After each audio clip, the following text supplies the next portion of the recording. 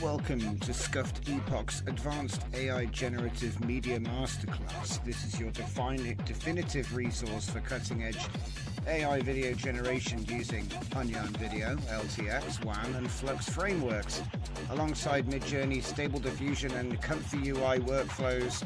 As a pioneer AI practitioner since 2022, I've developed over 1,000 trained video and image models, engineered hundreds of custom Comfy UI nodes, and released the complete vibe coding methodology for VS Code integration.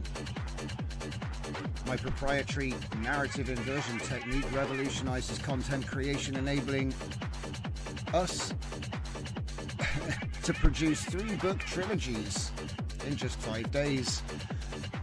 Unlike standard tutorials showing only perfect scenarios, we demonstrate real-time troubleshooting across all generative modalities with our signature breaking fixing framework.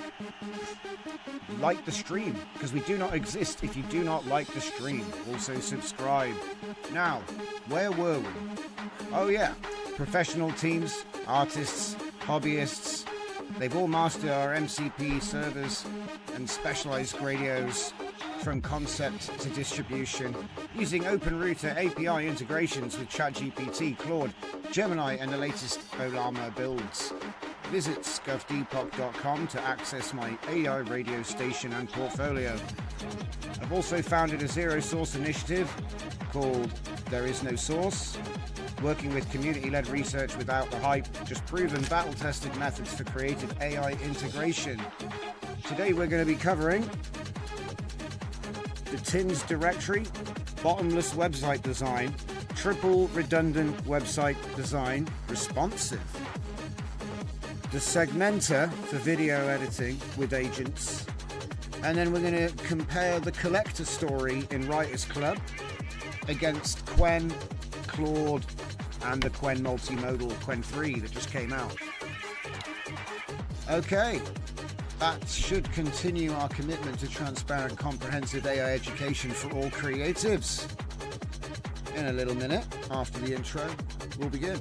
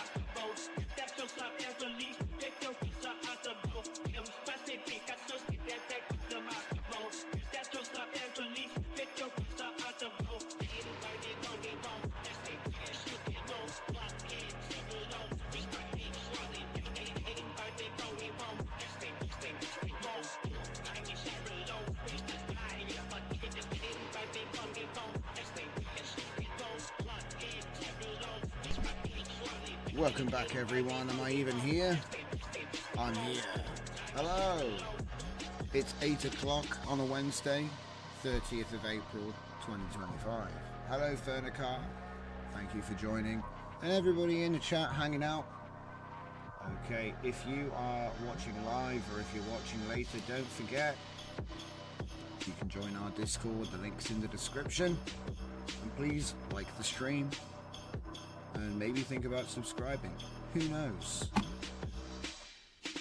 So we've got some cool stuff to look at tonight. What I want to look at is the new TINS directory, which I'm developing this week. We're going to be taking a look at it over periods of time. There's also a couple of repos which I want to release. Hello Jacob, welcome, welcome. Let's take a look at this, shall we?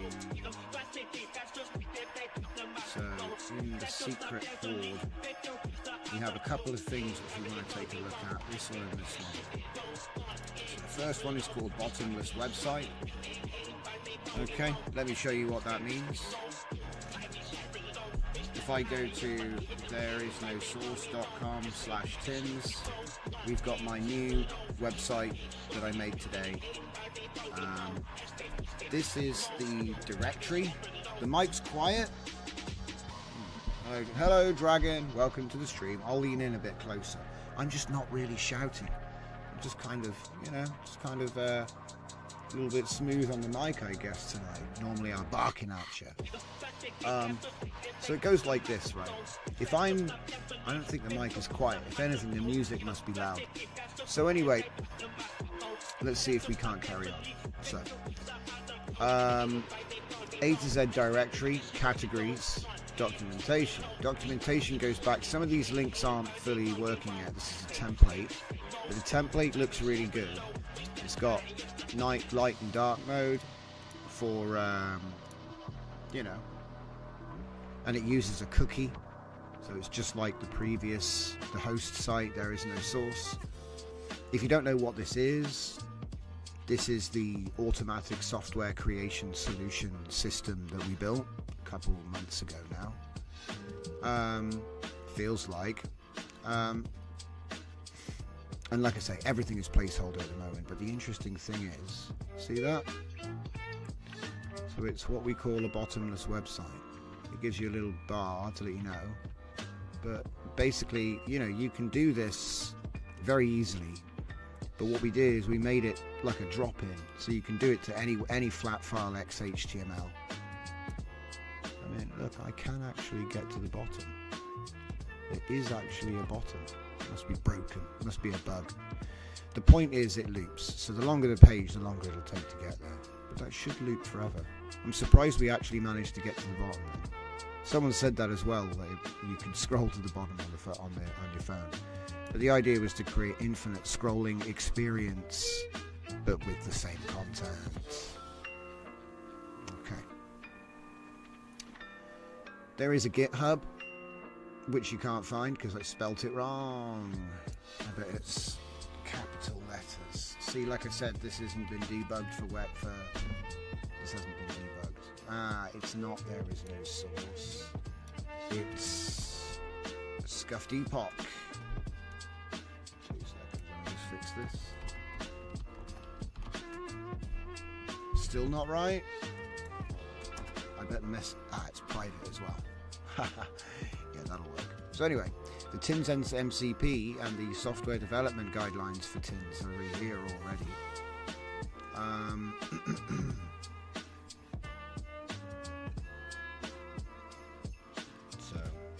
But yeah, like I said, this is what my plan is. I've got templates. I don't think these don't go anywhere. I've got templates for the A to Z and for the categories, and it'll essentially have everything that everyone's added. We'll have like a tile, right? So this is like a demo of what it might look like once the TINS have been added. But yeah, so yeah, I think it matches the original site quite nicely. If you take a look, here's the original site. Yeah. And you know what the funny thing is? I didn't give him any HTML. I actually gave him a photo or a screenshot. I gave him a screenshot of, I said, look, my website looks like this. and this. I gave him 2 screenshots, one for night and one for light, or one for day. I think I put this link. I think I linked this in like MLM Watch.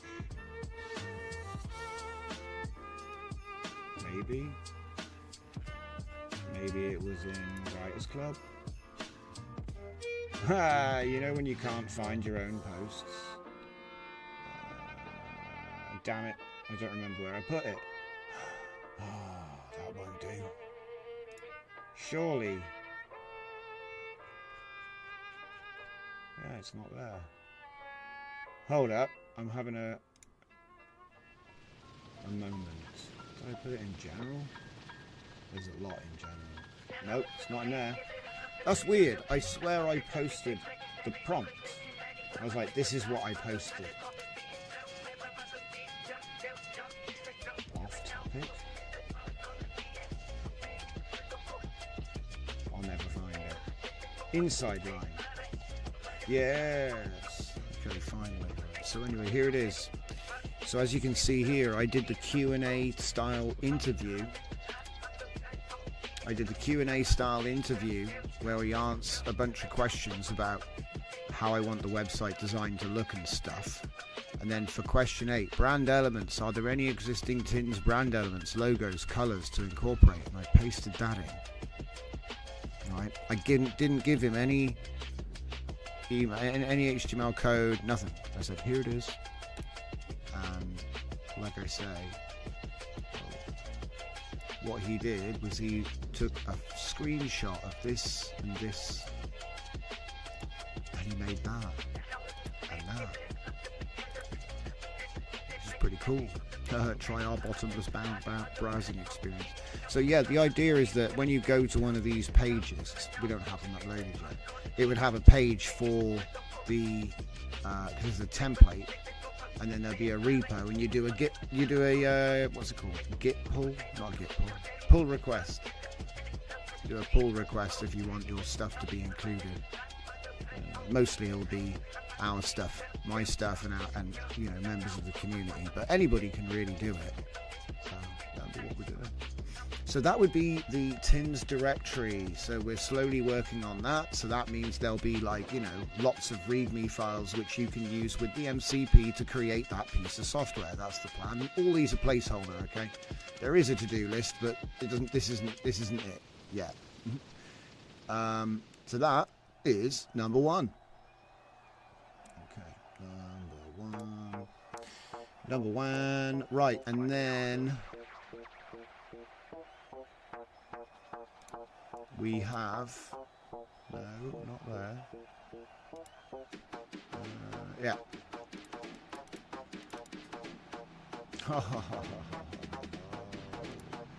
That's a lot. Right. Do I even have Illustrator installed right now? Yes. It's probably out of date. Oh, wait. Where's it going to open? I don't know where it's going to open. It's anybody's guess which screen it's going to pop up on. Hello, Full Dive. I'm doing great. Thank you so much. Dragon says Lego brick hunting time. I hope not to step on them. My Illustrator build has expired. Okay. Alright, and it killed itself. It committed harakiri for its Adobe Masters. Alright, so does that mean I have to, like, uninstall it then? What's going on here? What's going on here? Apps, updates, you're up to date. Right. I'm having Adobe time. Look at all this value. I want to do... Look at this. See, I have an ancient beta. That's why. So what about if I want to do... I just want to do normal Illustrator. Where's normal Illustrator? There isn't. Or would I want a shortcut to the old one? Oh no, there's not going to be enough room. No, cancel. No, yeah, see, it already failed because we were a little tight on space. I'll say that much, Full Dive, we're a little tight on space tonight. I think I might have to run the scout. see, is there anything in the downloads folder that isn't? I mean, there's a lot of stuff in the download folder. And like I said, it would take me ages to figure out what's supposed to go where. So, what I do is I run the scout. I'm going to have to put a special folder for these guys.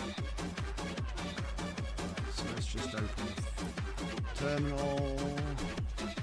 And we're going to do Python scout to top high. And it says the default path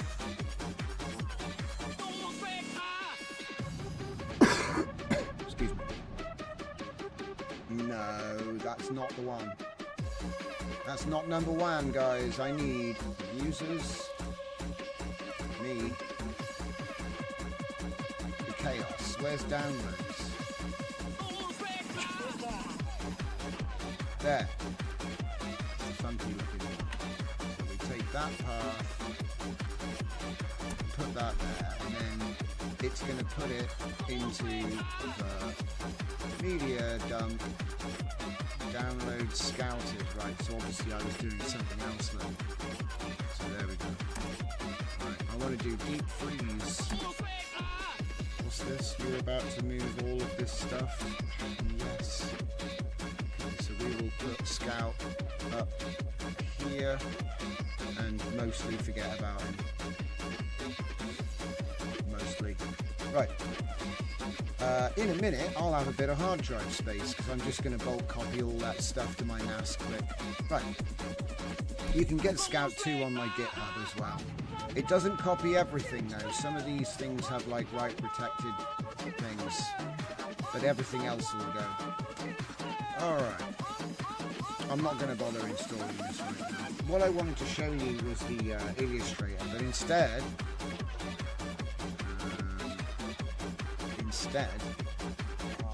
because it made the SVG files, I can test them later. I'll show you the workflow which I used to make them. So here we are. So this is using 2 SVG nodes, right? And I've basically had a little play around with the default settings. Not much, just a little. Okay, and so obviously this is what it looks like as a black and white SVG. And this is what it looks like. Now I kind of like this dithering effect, and it prints really nicely. Like magic. Well, maybe not always like magic.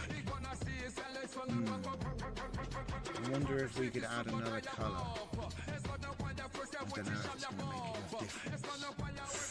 This is what I spent ages tuning. But what we're missing here is we're missing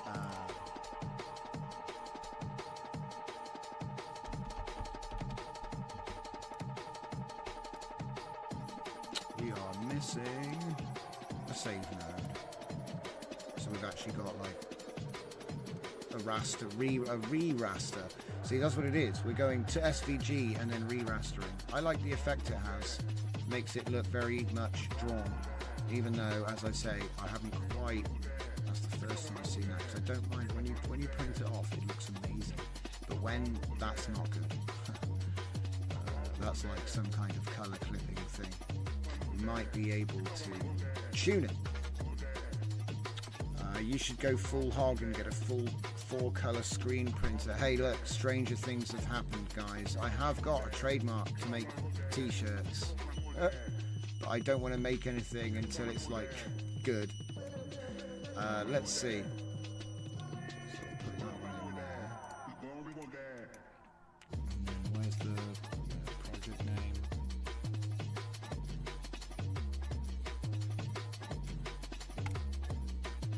See, it's funny. For some reason, root SVG. Root should be output, but I could have sworn that you didn't have to say that, and it made a folder called output. But it seems like whatever, like this one. Maybe it's just this one, because maybe this one has the root in the wrong place. I'll find out.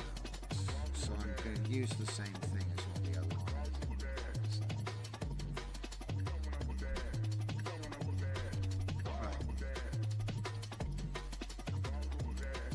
Yeah, so what I want to do is I want to actually save them. So can I go forward and backward? Yeah, I can. So what we'll do is we'll go 1, back, 2, back, go back, yeah, 3, back. We're lagging. We lagging.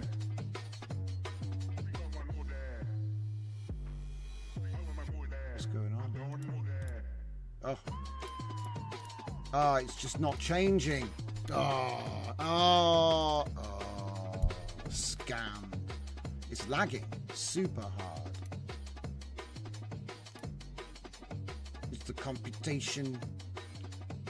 It can't handle the computations of the thing. Yeah, those legs look bad, dude. We need to solve that problem before moving on. We got weird legs. Let me have a look at the picture real quick. Hold on. Anyway, I would have noticed this. It was fine. Where's the fancy one gone? It's over here. You know what? I think it looks fine. I'm gonna show you guys what I'm talking about. Oh, look at that, and it's up on the screen. So let's take a look at what this looks like once you actually print it. Yeah, that's pretty good actually. See what I mean? This sort of dithering translates well to print. So let's take a look. Now, is it really that? It is actually kind of red. I think we'll have to check the colour. But the point is, when you print it out, it actually looks pretty good. I probably have to put it through the back though. I think that going this is quite thick paper, so it's got like, you can see the roller lines, but it's weird. It's like there's vertical lines going across the screen as well. Is my camera broken?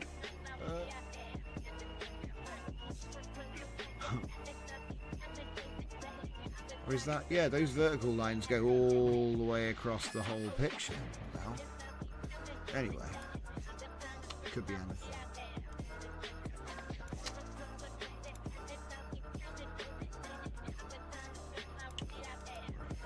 Next. And then the idea is to refine these images from the outputs of the trained model that we made yesterday. So if you can remember, we made the trained model yesterday. And not all of these are great. Some of them are good, some of them are bad. But they more or less, some of them are getting closer. It's like we're slowly getting closer to the concept of the character. We haven't used any, like we didn't use infinite U or anything like that. It's just been a constant curation, retraining, reprompting. So these are like all the raw outputs, just as they came out. What I've been doing is I've been grabbing like these sorts of ones. It's got like an interesting background to it. Some of them again are more photographic than others. Seems like the model has a range and it sort of swings back and forth through. Same with the hair color. I don't think we've actually asked for white hair. These are prompts that were used to train it. Oh no, what the heck?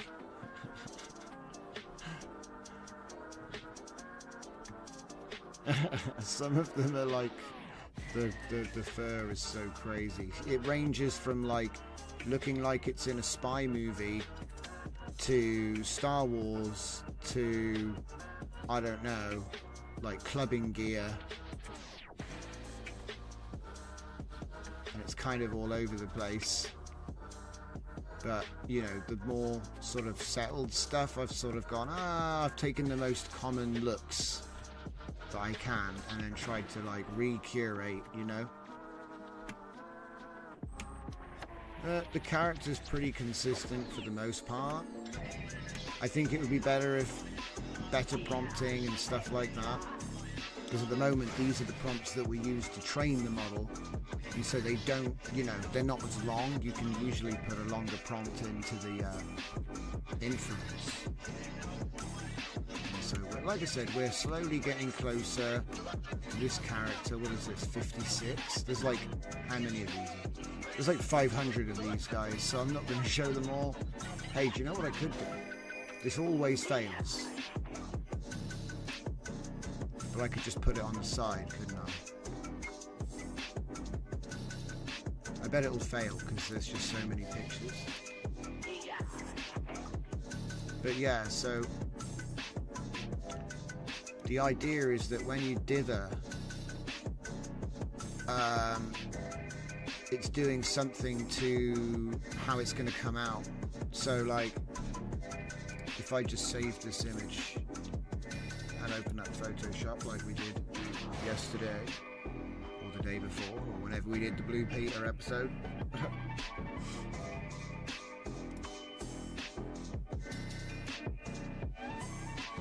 You can just grab that and put it into Photoshop or whatever it is that you prefer. Obviously you can do as much editing as you want here. Yeah?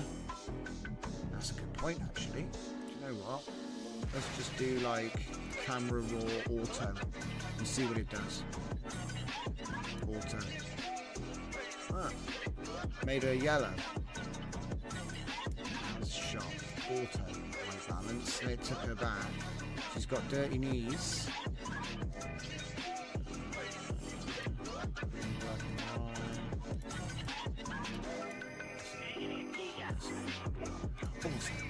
Auto. Just hit auto until it looks good. There you go.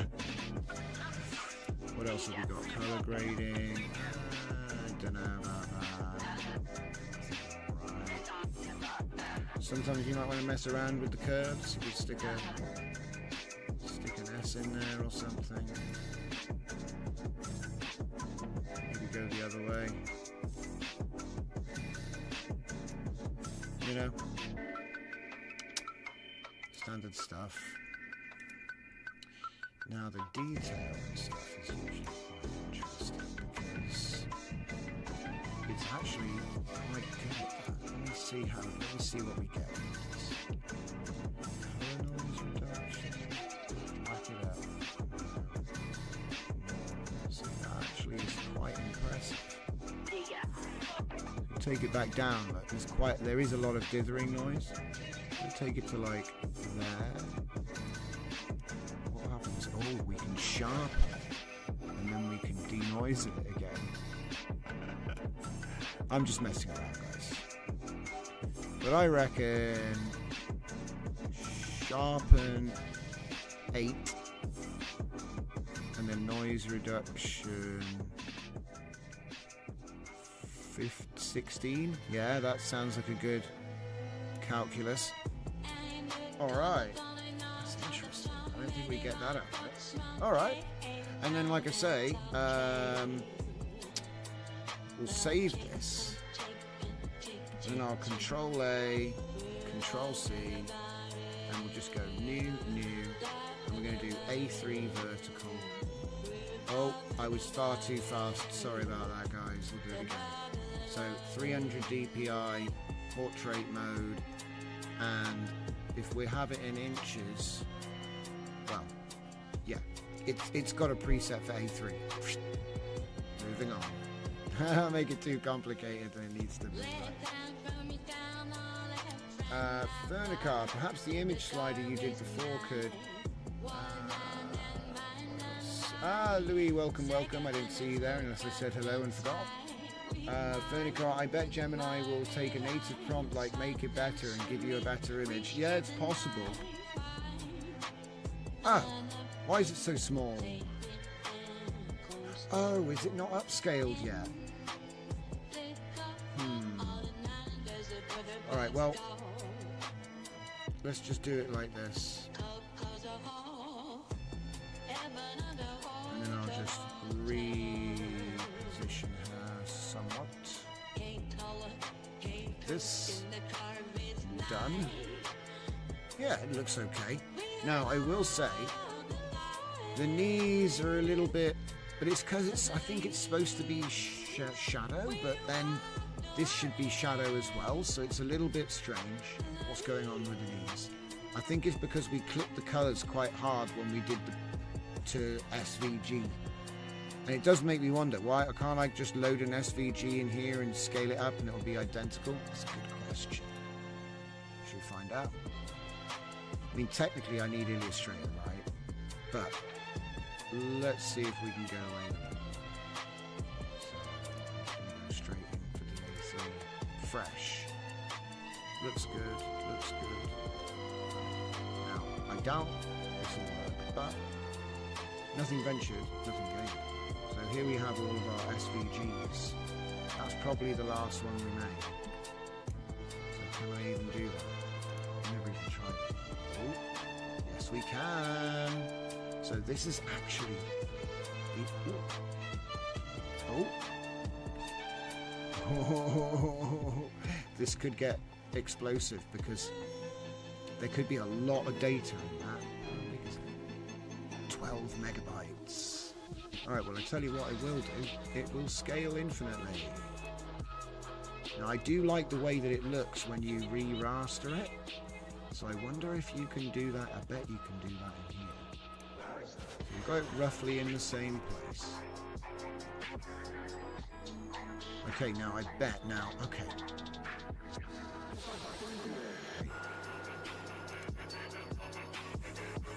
I don't see any more properties. Embedded smart object. Edit contents. Convert to layers. Edit contents. It should. It makes me go into a different app. Got it. So it just links to Illustrator if you want to edit it. Now, can I rasterize it? Oh, yes, I can. Alright, well, that means we can just do the same camera raw. Oh, yeah, see, it remembered the same thing. So if you're wondering why we didn't see the menu then, it's because we already did it. Fernicar asks, why did I turn the image to SVG?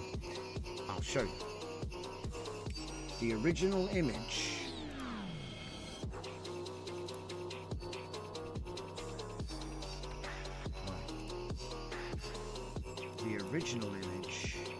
looks like this, which is very AI.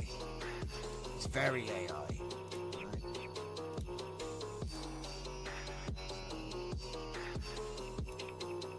If you look around the thing, it's quite blurry, which is normal, but you can tell it's not drawn. It's like,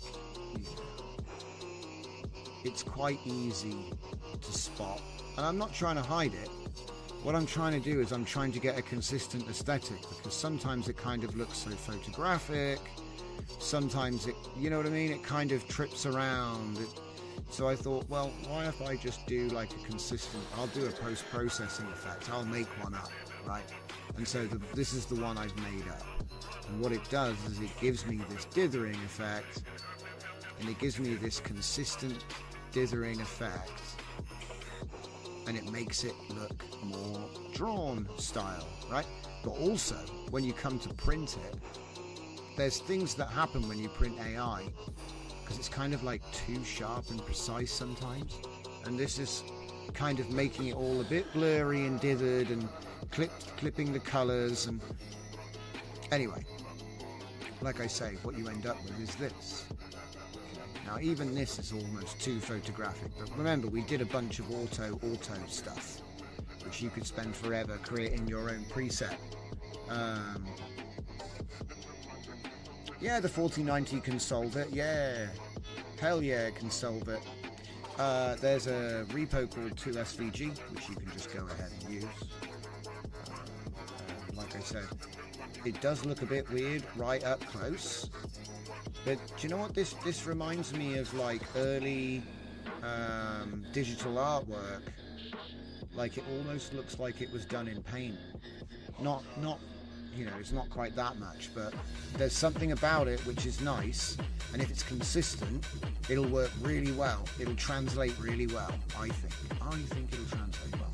Now, I think I could do better at making the cutoff, you know, the cutoff points less crazy, because it works really well for the fur and the backgrounds, you know what I mean? This all looks really nice, because I'm kind of trying to invite the reader to imagine a little bit, and then it will be even better than what it is anyway, you know? We're borrowing their power, right?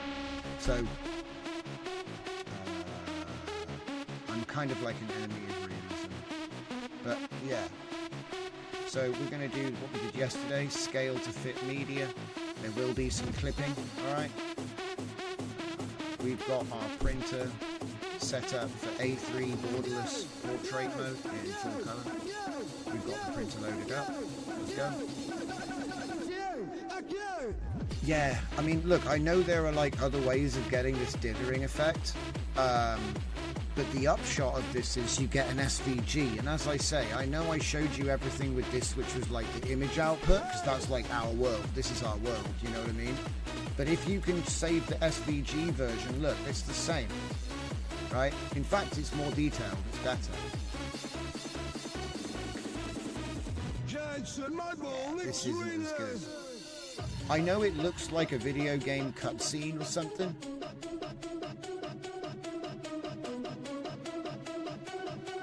Yeah, pass of style, Laura. Yeah, true, actually. I didn't think of that. We could actually take the scenes and put them back in. There's a lot of options on this project, actually. But where I'm going is to illustrate the stories that we've written. So, on that sort of note, let's get one of these LLMs working, shall we? Because they're all just kind of sitting there. Okay, it's finished. Scout's finished. Microsoft slideshow never even started playing. It's just lagging. It's crashed. It's dead. Alright. Show's over. Get rid of it. Okay. So first, what do we have? Okay, so this one is Qwen3. In fact, I'm going to change this because I want to check something. We need to use the A3B. I picked the wrong one when I was testing last night. There's another one. The A3B. Has it changed to both sides now? Yes. Okay. So A3B is the multimodal big boy that has all of the advanced agent stuff. We tested the other version yesterday on the 32 bit, but it wasn't the A3B version. Okay, so it didn't have the dense and mixture of architects, like mixture of experts. MOE. It's cheap though. Oh, is the printing done? Oh, give me a sec.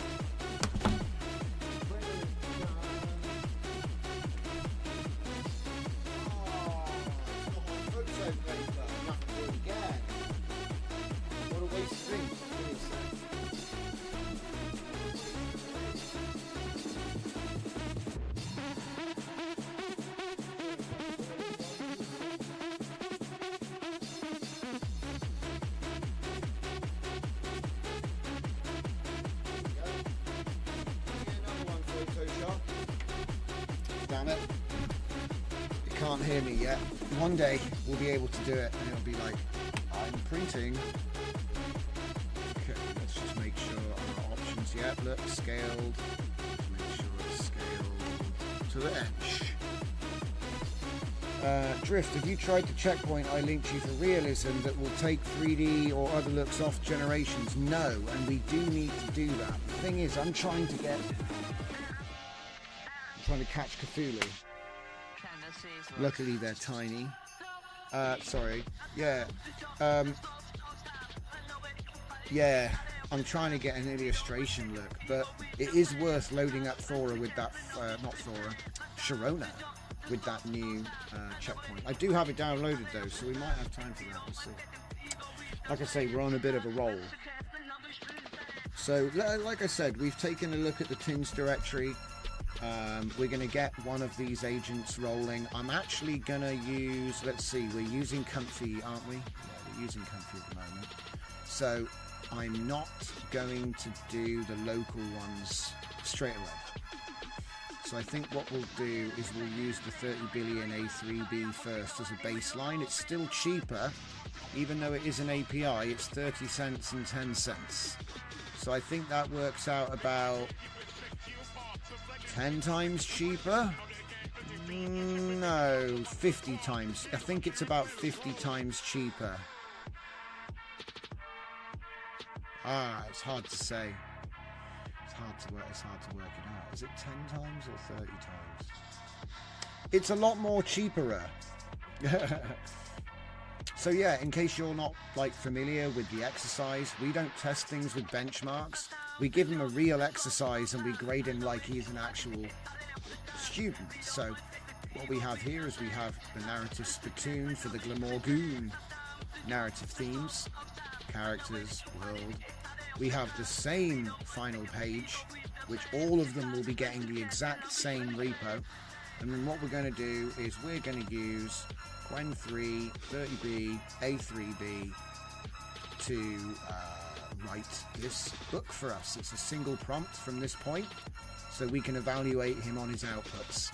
We know what Claude can do, we know what Gemini can do. So I'm going to run over to my GitHub and just grab that prompt, because it is a system agnostic prompt. Love it. I got it written down now, guys. I got like a black hole in my brain when it comes to that word. I don't know why. But yeah, we're going to be doing the 6-page story. Anybody that's seen me do this before will be familiar with it. So we take a copy of this prompt with our final page written and with our project instructions, having defined everything. Okay. And the only thing I haven't done is I need to put it into a folder called story. That's about it. So it should start like that. Okay. From this point, we can just get on with it. So just make sure that this is actually the correct, because obviously it's not the same project now, it's a different one. So it'll be the collector project instructions. There we go. So every instance of project instructions should have this call out. So I'll just change that quickly. Whoops. There we go. And then obviously page 5. Read the page 5. There we go. Read the page 5. Wait, that's slightly different. Okay, so narrative inversion works by reading the last page and then a bunch of rules to write the story backwards. We're going to use the hero's journey because it's the most obvious one to break down in review. Okay. I think that's it. We can use the project instructions, which are here, to write a story in reverse by guessing what happened in the scene. We will adhere to the project instructions by, when speculating, writing a single page at a time. We'll define the process methodology for this task in planning mode, then I will supply the final page of the story. We will then follow the project instructions while we read the story, page 5, understand the instructions, I'm really hammering that in. Write page 4, which aims to tell the story of how we reached page 5. Use the data linked in project instructions to inform the story content. Repeat the instruction for each page until you reach page 0.text, which will be the start of this story. As you step through the pages, use the hero's journey in reverse, averaged over the 6 pages, to introduce elements to the story as you write each page. Now, it isn't just random chaos, because narrative spittoon is a densely distilled guidance for writing. Ghostwriting style in this case, I think, is like based on a bunch of famous authors, in fact. Holographic tutor is like my agent to help you with scoring, review, critique, and weakness, spotting weak areas. We're dealing with the Glamorgoon theme here, and so everything will be in that vein. We have world, characters, speech styles, and then various meta information. Okay. So this is how This is how we keep it on Rails. It's like a dynamic rag which you can just edit in text form, but it uses JSON and all kinds of other things because there's inferred understanding from all of that. So let's see how Qwen3 30B A3B is doing. So to reverse engineer the story from page 5 while adhering to project instructions and hero's journey, here's my methodology. Collector has completed phase 1 of the debt cycle, financial systems. Don't worry, it's a financial lampoon, this whole theme. We wrote it on a live stream a couple of days ago for fun. Manipulation, debt enslavement, interdimensional technologies. Aliens are trying to sell us Bitcoin. Okay, that's the whole gag.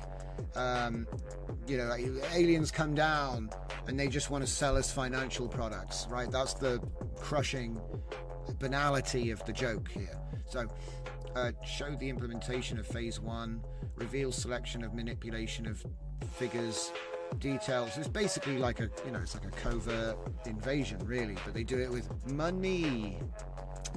Explain the creation of galactic Bitcoin. That's funny as well. It's just Bitcoin but bigger. It's bigger Bitcoin. Big Bitcoin. Use the hero's journey in reverse. 1.5 pages per stage. It's going to be interesting to see what he thinks that means, because I use pages to mean chapters, and it might be that I have to start using the word chapters with Qwen. Sometimes little things like that can make a huge difference. At the moment, we're kind of just throwing a Claude optimized system at him and seeing what sticks. So at the moment, he's doing really well. He's given me a really good plan. This is a really good plan. He's aware of all of the retrieval augmentation stuff. He's, you know what I mean? He's read all of the documents. Actually impressed. So how are we looking on only 13? Ooh, that context window is crushingly small, but it's using a very, very small number of tokens. So the only thing I'm worried about, we're used to writing with a 200,000 to 1 million token limit. We have only 40,000 Ks. We've only got 40K. Okay, so you're not going to be spending much money if it hits this limit. Well, we'll see what happens, because it might have some feature where it just drops it. It might drop the window quite fast. So let's take the safety off.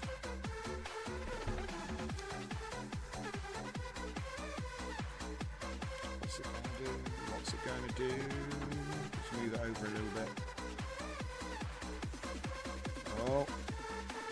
Oh, printer time.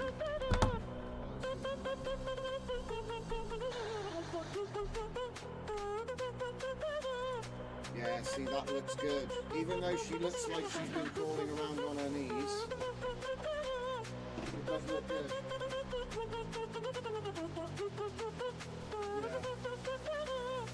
It does look like the same character as well.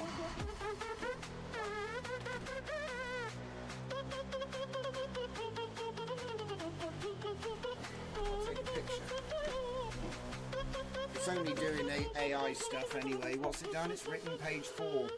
It's a bit slow, short. But then again, we don't. Maybe it's good at writing comics because we don't want it to blab. You know, we want it to be writing short amounts of text. Interesting.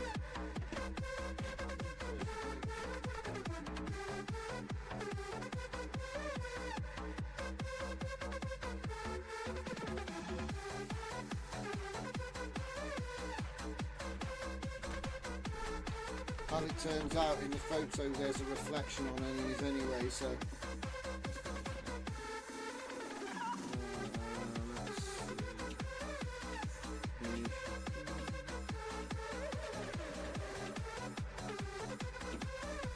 right, let's take a look.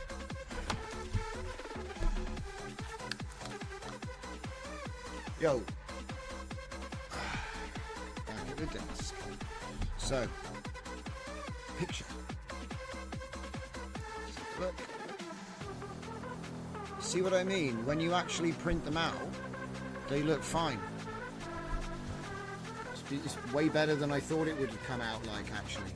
And because of all of the dithering, let me zoom in on this. because of the... Wait, why are there lines across the camera? I swear, I think my camera's broken, guys. There's like black lines across my camera that I've not noticed. But they're definitely on these black lines. That's on my camera. Oh no. That's a new phone. But yeah, like I said, I was really worried about the dark patches on her knees, and the joke is there was a reflection there where from taking the photo, so you don't even notice. But yeah, vaguely the same person-ish. You see what I mean? It's not bad. That's not bad. So yeah, as you can see, these come out nice.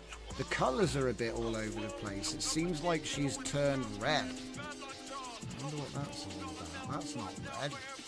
There's definitely some kind of colour profiling thing going on when it gets to the printer. But, you know, you could probably spend 2 years at college learning about colour profiling. I'm not going to pretend like I know everything about that. I'm sure we could get Claude to tell us more.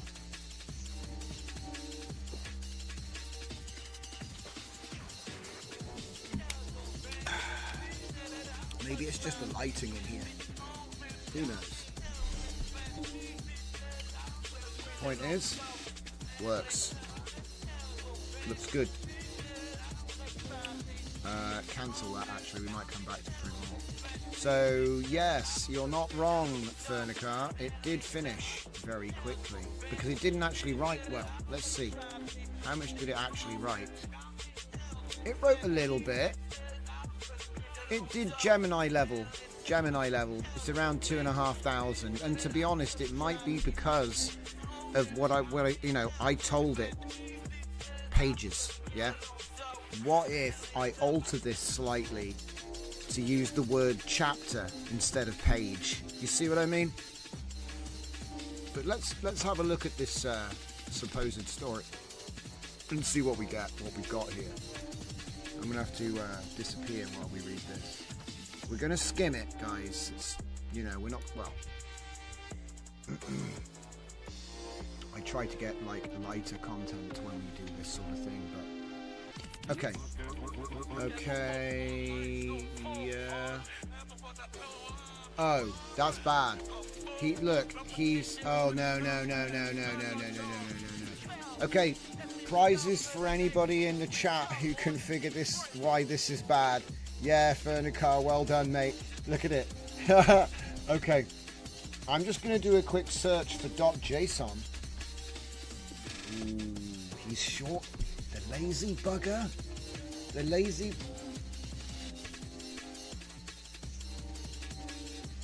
A concept that Glamorgoon race.json. So he's not actually pulling data. He's referring to the other files all the time. That's something else. So, okay, but could we get him to not do that just by altering the prompt? You see what I mean?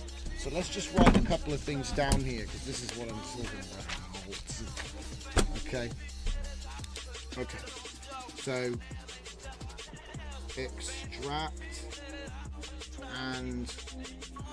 extract and use relevant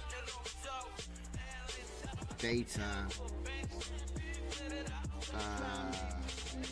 listed inside project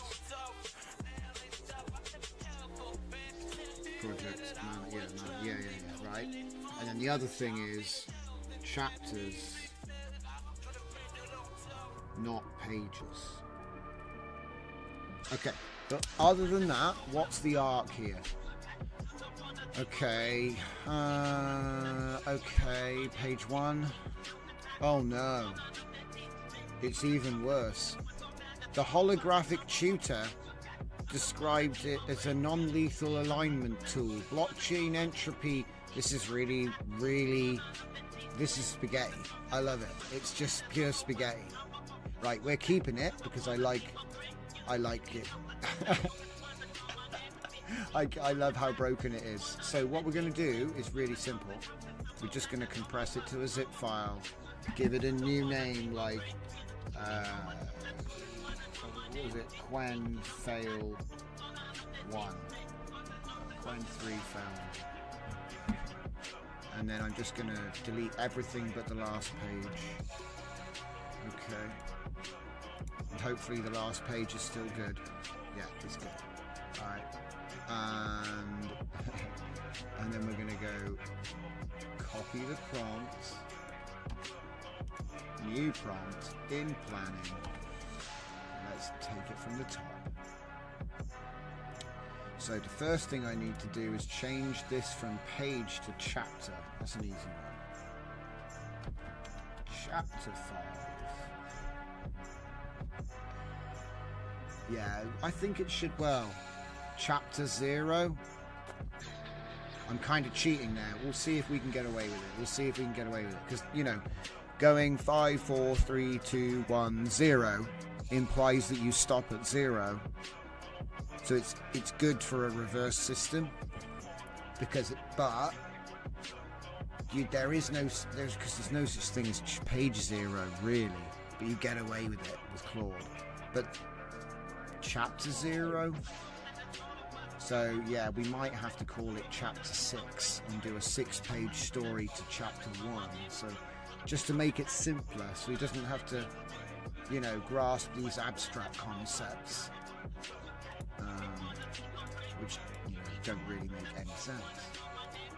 The other thing as well is I have to tell him specifically not to refer, you know, you're not allowed to say the file names, you have to do the thing. It might be that the project instructions method just doesn't work with Qwen, okay?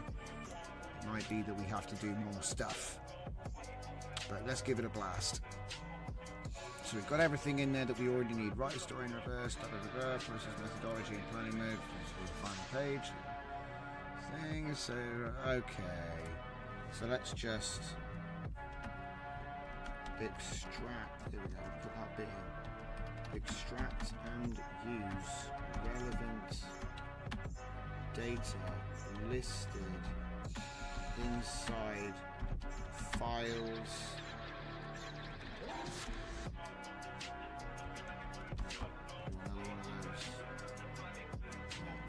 Do not name the files you are extracting. It's like having to say that is a bit like, it's like a bad sign from the start.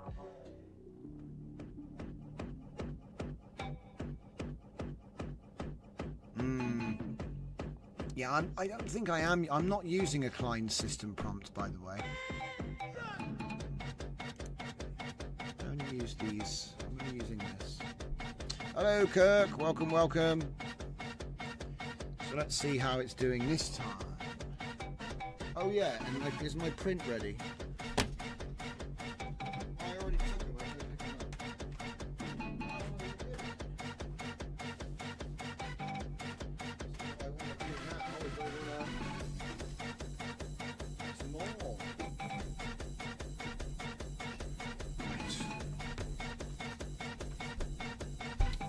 Confirm chapter 6 is the starting file. Oh, did I forget to change everything? Yeah, bin it. I bin it. I forgot to change the thing because, you know, stupid. So let's try that again. So this time it's actually chapter 5 now.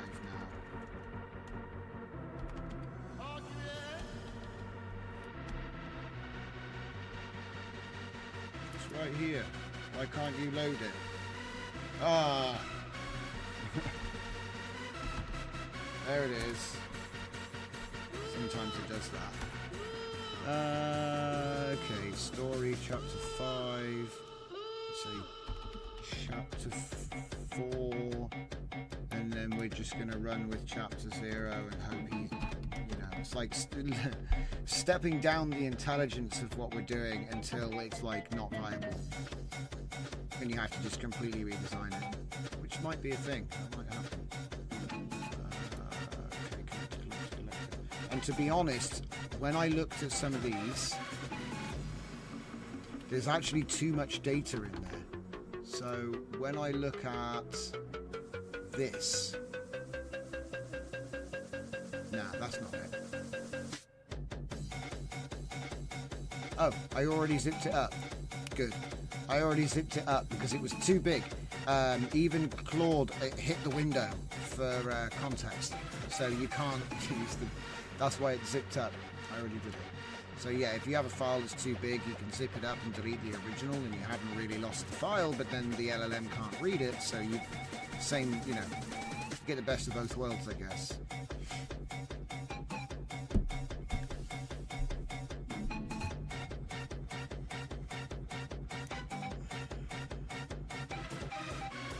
See if he does any better this time. Just a bit of a simple, like slightly simpler prompt.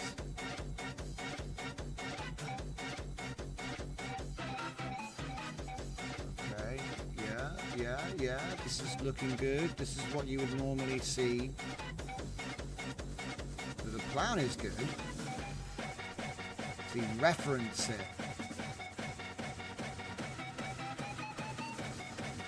But don't write the names of the systems. Yeah, for economic. Integrate for tech. Okay, we might have it. Let's see. We're taking another shot.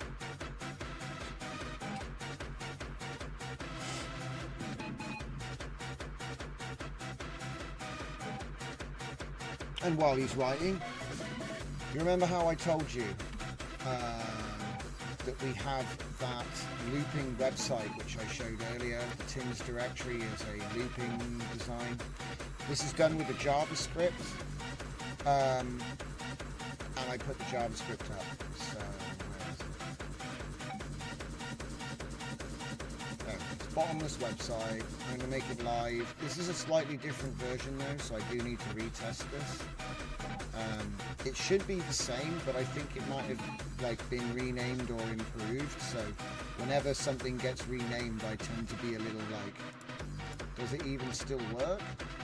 But because it was written with AI in 5 minutes, I'm pretty sure it could be fixed in the same amount of time. So it's kind of funny actually. I always used to be like, oh, I've got to make sure the software is perfect before I upload it, and then there'd be a bug. But you'd always be hesitant to upload because you'd think, oh, I'm just going to put up something broken. And then and it turns out that it breaks when it's not even your fault, or you just could never have tested that. But now it doesn't even matter, because if someone gets your code, they'll just put it into ChatGPT, Claude, Gemini, whatever, and it'll fix it. It'll be better than what you wrote anyway. It's kind of funny. It's kind of like everything you find is just a seed of another project now. It's kind of like those old ladies going around the flower store stealing flower clippings so they can clone them out of their handbags later. Anyway, bottomless website, everyone. So yeah, I thought I'd give it away. Just to sort of run over how it works, you basically put the JS inside your website, then you add a code snippet. So let me see. So there you go. Oh wait. Yeah, that's just wherever you put the file. So obviously you're going to get the bottomless min, the bottomless JS.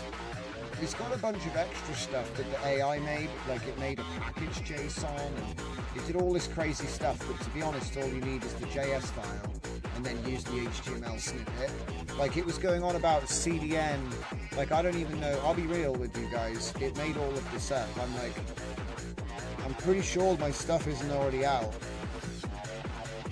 Wouldn't it be funny if I type npm install bottomless and it just worked?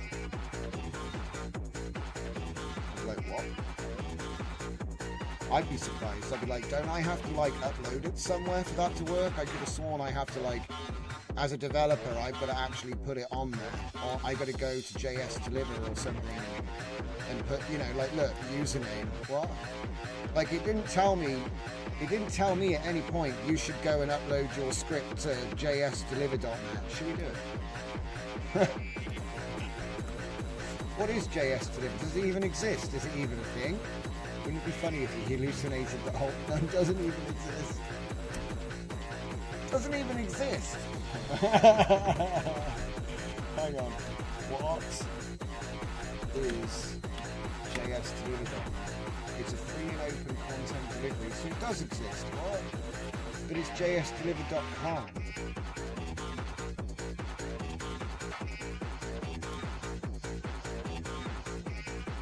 I don't think I can create a username here. It's so funny sometimes what happens when you're like, what the hell is he trying to make me do now? Maybe you can put something up here. I don't know how though. I'd have to waste time figuring this all out, like more side quests. Get out.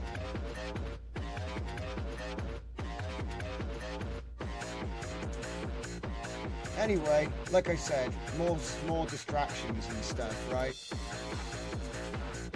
What's this? He wants to make the directory story. It already exists. It already exists. If he's making things up, at least he's not asking you to travel back in time, like when I use him. You need to go back and use a different prompt. What? Okay, it's writing. It's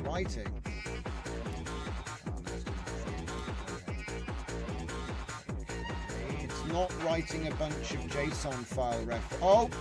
His gaze drifted to the interdimensional portal schematics and interdimensional technology.json. Look, I know he's using a computer right now, but that's cheating. I specifically said don't do that. This is not canon. Yeah, look, he's reading JSON files like they're, you know what I mean? So, do you know what this tells me? It might be simple recursion. So he's not actually able to read files in files. He's only able to read, you know, if it's something to do with that, I need to say this file name. So he's not able to go and map out a project, like, you know what I mean? Or if he is, there's a different way of doing it. I know what to do. Stop this. It's not even worth saving. I'll show you. So yeah, it's not even worth saving. Look, he keeps talking about JSON files, right? So he knows, this is important. He knows what he's supposed to do. Where's my paint? Right, we need my multi-billion-dollar research software to expose this. Okay, here it is. Now, this is what's going on. This is really actually quite interesting because it's like, might be a really easy fix. So up until now, we had a project which has lots of entries in it, which are other files, right? And those other files contain a buttload of information of their own, right? And there were like, there's loads of them. So there's a buttload of it, and what's happening is he can't read that bit. So he can read this bit, and he can read, oh yeah, I'm supposed to do JSON, and then he's reading out the file name all the time because he's like, well, I can't read that, so I'll just put the name of the file in. Yeah, well, it might be that he doesn't like JSON, but I think I've got a better workaround for this. And in the end, it's simple. Instead of using project instructions, yeah, use the directory name. Yeah, use the directory name instead. So, because this list is a Claude manifest that tells him what all the files are, but he can invert that by reading them. So my workaround is, you know, is that the most tiny rubber you've ever seen? Oh, great. It's useless. Anyway, yeah, so yeah, you get the idea. So what we're going to do is we're going to go back to the prompt and we're going to simplify it, and we're not going to use chapter 5.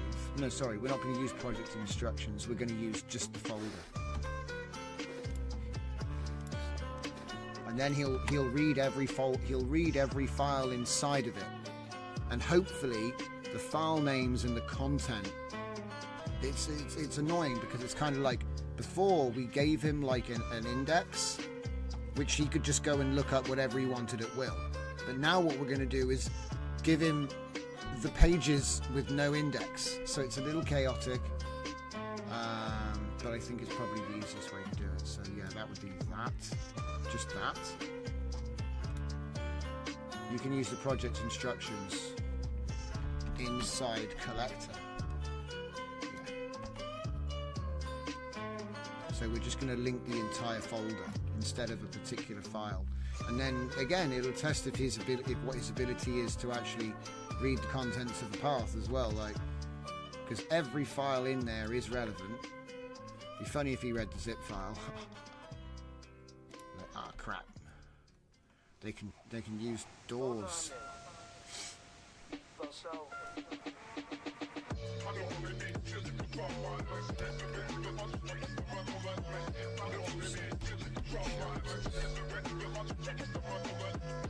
Chapter 5. Each chapter mistakes in each chapter.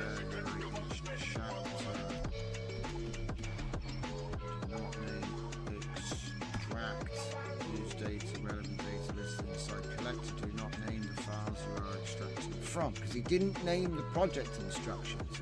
He named words from inside the project instructions, and I think he lacks recursive depth to look inside files which are referred to by files.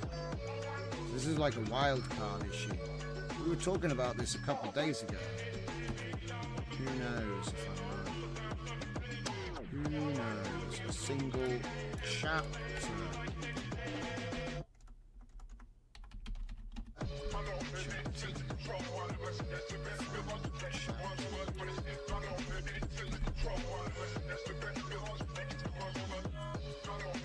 Did I manage to get all the pages? No. Chapters. My God, how many times did I say the word page? So many times. Alright, let's go.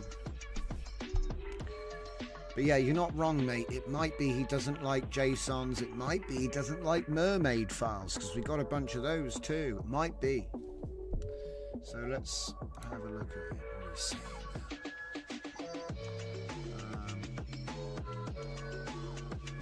Phase 1, city below him, which should explain how he reached this point. Phase 1 is the honeymoon. Ghostwriting style. Hero's journey. So I should reference that. Okay. Absurd comparisons. Yeah. So this is all on point, right? Everything is on point in the planning, in the thinking. So now I'm going to use replace in file tool to create chapter 4. Ah, crap. Do you know what I forgot to do? I forgot to delete chapter 2 and 3. Right. I don't want to be unfair to the process. So, you know, that was a good start. Has he read those pages? I bet he did.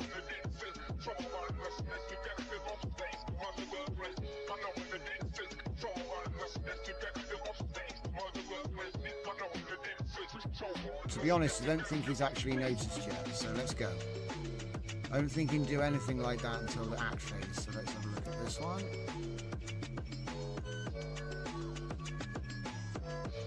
The instructions mentioned. Stop moving. Okay, so holographic tutor has been thrown in, even though we don't actually use that when writing. We use it after writing. So that might need zipping up. But everything else is right. He knows world is about the world. Okay, going backwards, he understands how to do hero's journey in reverse. Chapter 4 would show the climax. Chapter 3 the turning point, and so on. I think he's got it. It's just a question of getting him to use this weird RAG system we've developed over the months, you know. Honeymoon period includes introducing financial technologies. Characters introduce collectors' methods and personality. User wants to use data linked in collector without naming the files, so I should incorporate elements like this to this, this. Good. So that worked. Okay. This one's complete. So, yeah, so Chapter 5 suggests Phase 1 is complete. So Chapter 4 should depict the events leading to the successful initiation of Phase 1. You see, this is how he's doing it.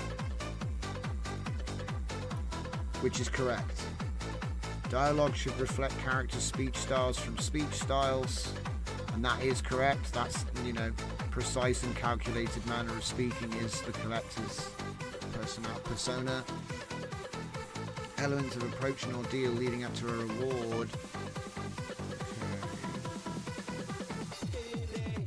Wait. I need to check if there are any specific guidelines in Narrative Spittoon. Since it's a module for deep thinking LLMs, it might require structured storytelling with specific elements. Also, the holographic tutor's functions for scoring critique should be considered to ensure chapter meets quality standards. Oh, so he's going to automatically use it. That's cool. Are we running local? Not yet. Right now we're running a 30 billion A3B, which is I think 32 gigabytes or 42 gigabytes. So this is the cloud version, right? I want a baseline for this model first. Once we've written, we'll take the same prompt into the quantization version. So, see, this one has mixture of experts, you see. Anyway, there is a 19 gigabyte mixture of experts quantization which you can use, but I wanted to use their full fat version. Well, it's not really, it's still a 30 billion version, okay? It goes all the way up, right? I think they go right the way up to like 300 billion or something silly. But the point I'm trying to make is once we get a baseline for this model, we can use it on the quantizations and not worry about it just being a suck prompt, right? So yeah, this is like the suck sort check right now. Right now it's doing everything, but there's a couple of things. I'll draft chapter 4. So he's drafted chapter 4. Let's take a look at chapter 4, shall we? Before we go on. Get rid of this. Oh, this is looking pretty tasty. Okay, let's actually read it, yeah? The collector adjusted his tie. It was a perfectly reasonable action for a human-shaped entity to perform, though in his case it was entirely theatrical, since the Windsor knot had been precision engineered at the subatomic level to maintain optimal symmetry regardless of movement, interdimensional travel, or the occasional reality fluctuation that tended to occur when he got particularly excited about compound interest rates. So that is definitely the pithy, dry, sort of aesthetic we were going for in the writing style. It's a little bit windy compared to what we're used to. He stumbles a bit, but it's actually pretty good. Considering this is effectively free, right? This is the cheapest one. So, anyway, it's like 10 cents per million or something output. I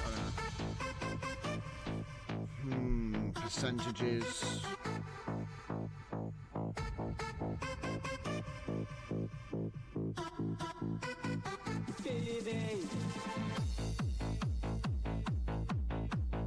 Okay.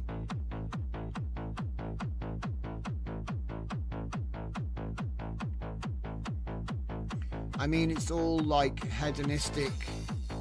It's all hedonistic high life stuff. Oh, I'm such a cool banker guy. That's what it all is. But we're not going to the moon, one slogan proclaimed in glowing letters. Going to Andromeda. Because it's galactic Bitcoin, right?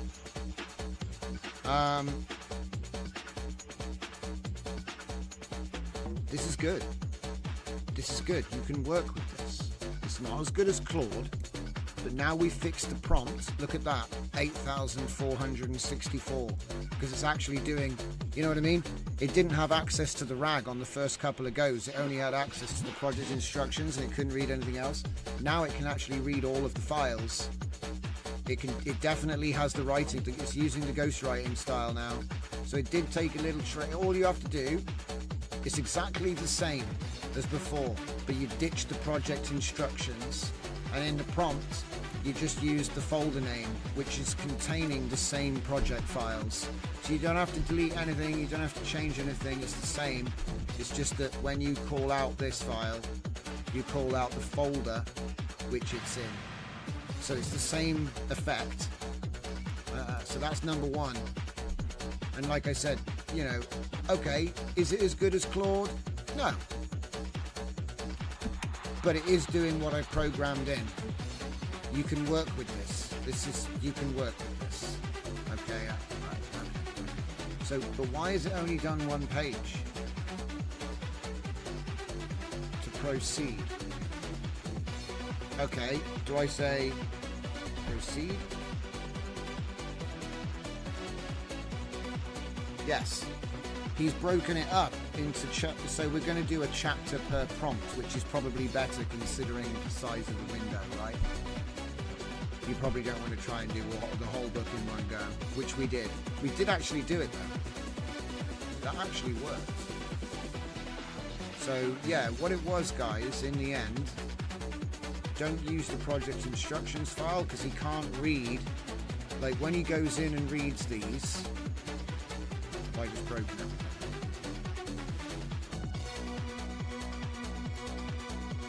Did I just break everything? I think I broke everything. I shouldn't have changed tabs. Yeah, so you can accidentally cause truncation if you're not careful. I think I might have gotten away with it. Oh yeah, this is the end of that is the end of the page. I got away with it. See, I get really paranoid that you know, when you like change the tab or like try to scroll, because I've had it happen before. He'll go, "Oh, I couldn't read that. You were editing or something. I truncated," and then he moves on, and it's such a nightmare because it's almost like you're trying to make a cake and you screwed up the cream filling, and you put it all together, and you have to just bin it and start again.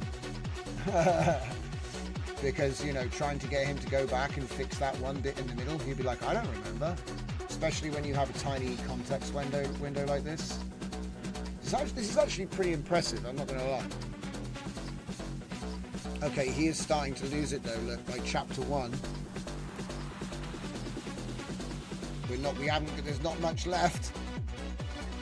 We get like 3 lines.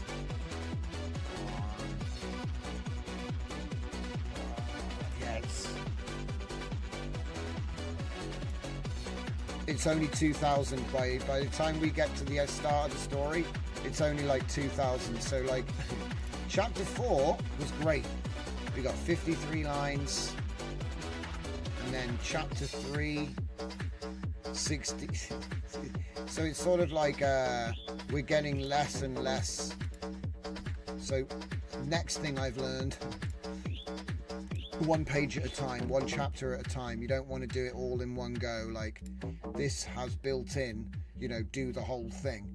You can word it so it's like read chapter 5 and write chapter 4, and not the loop stuff, and then say read chapter 4 and write chapter 3. So you can do it like one prompt at a go in a chain, like this.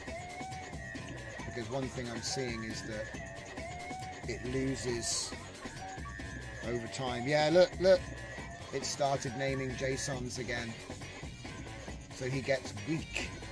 Have I tried Gemma 27B? Yeah, we tried Gemma a while back now. Here, check it out. This is why I like the open router setup. So there's Gemma. Why does it say it? Why does it say IT? What's the IT stand for? They all say that. Anyway, we're not looking at that tonight.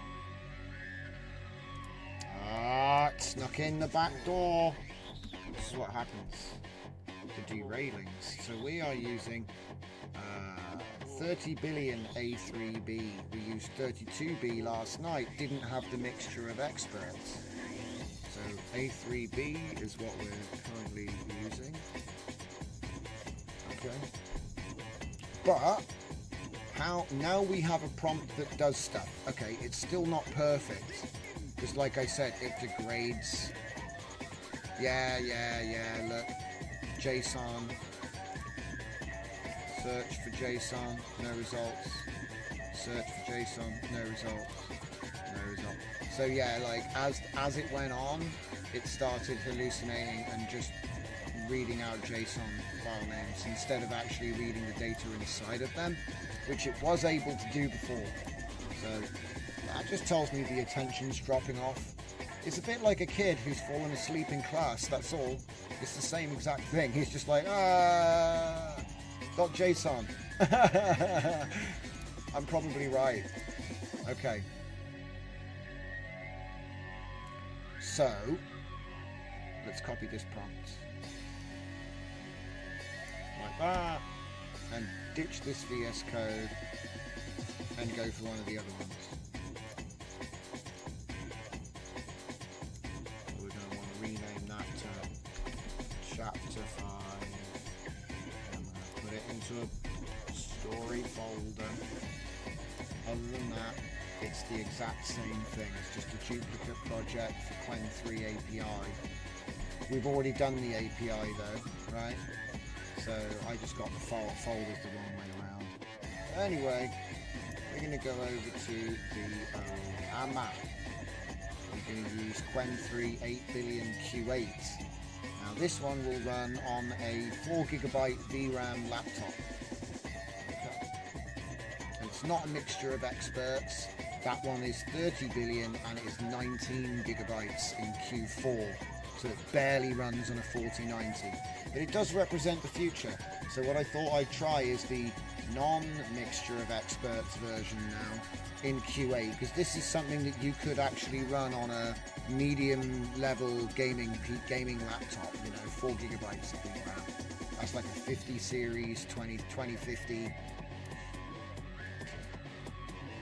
Has it changed over to both? No, it hasn't. No. Oh, llama. There we go. So let's just double check this. Got our chapter 5 open. We can use the project's instructions inside collector, write a story in reverse. Do you know what I'm going to do? I'm actually going to delete the project's instructions file, or should I say zip it up and forget about it, because I think that it's the only file that mentions file names.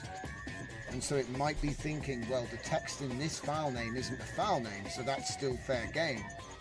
So let's just get rid of that. Get rid of that. Because we're reading the folder anyway now. I think everything's set up, so we can just let it rip. So let's check out the plan first. It's time for me to reappear. Hello, everybody. We're having a smooth Wednesday night tonight. So far, while we've been doing this, we've shown off a bunch of different things. First thing we showed off was the TINS directory, which I'm working on, and that gave me the opportunity to show you the bottomless JavaScript plugin that we've got running on that website, which is also up on a repo. So while it's thinking about this, I'm worried my alarm is down.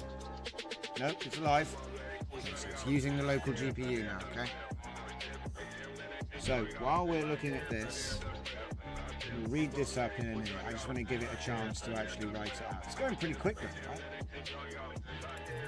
So what we're going to do is we're going to take a quick look over here at the next thing, which is should be triple web. Okay, well, scuffedepoch.com/triple. So this is just an idea I had today while I was messing around with all this code. I got this idea pop in my head, so it's like triple redundancy design for a website. So obviously it's a placeholder, and this isn't a real website, right? And it has a, you know, a light and day, light and night, day and night mode. But then this is the thing that I was messing with, right? So auto, high quality, low, medium and low. So auto, it automatically picks. So if you have a desktop, you get high quality. If your internet's slow, it bumps you down to medium. If you have a phone, you default to low, but if your internet is good, you bump up to medium. But you can also just open this up and pick it. So obviously I'm on a desktop right now, but if my internet was bad, it would go down to this. And obviously the idea is there'd be less high quality images in medium, but high quality could have like 4K all the way, and then low quality has no images. Okay, but the idea is, so it's basically like dynamic responsive HTML design with CSS and JavaScript, but it also has cookies to override, and it's automatic based on the connection speed as well as the... Actually, I don't know if it did use the connection speed. I asked it to, and it does seem to work. When I went on it on my phone, it did pick medium, so it bumped me up. But like I said, it defaults to auto, and yeah, I mean, it's a little idea. And then obviously you can do stuff like this, change the text size and all this. It's kind of cool. It's like a triple redundancy design. So like if you have a desktop, you get the best one, and then if your internet's bad, as I say, and then if you're on mobile, or if you just don't, bad internet, really bad internet. I just thought it'd be interesting to scale. So the web code is 3. There are 3 websites in one, you know what I mean? And then it's automatically scaling depending on what you're going through. Because I was like, how many times have I been on a website and it's just not loading, man?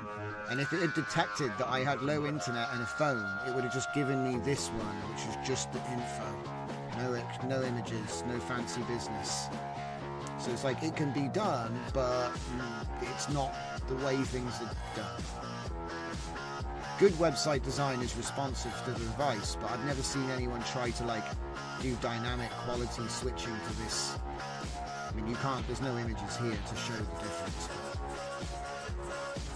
So yeah, this is something else I'm working on. I put a demo up on scuffedepoch.com/triple.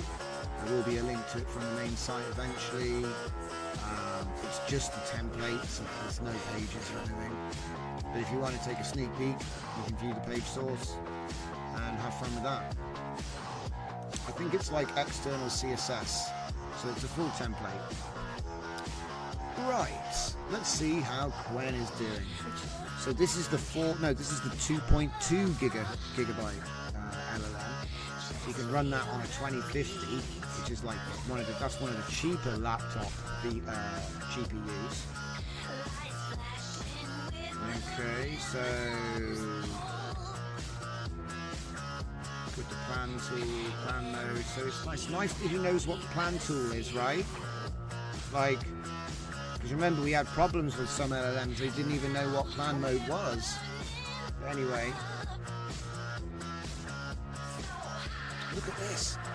Looking at the environment details, the user is in plan, so I should use plan. The user wants to continue the story, so I need to suggest a plan for the next chapter. The previous response was a plan, but I didn't use a tool which caused an error.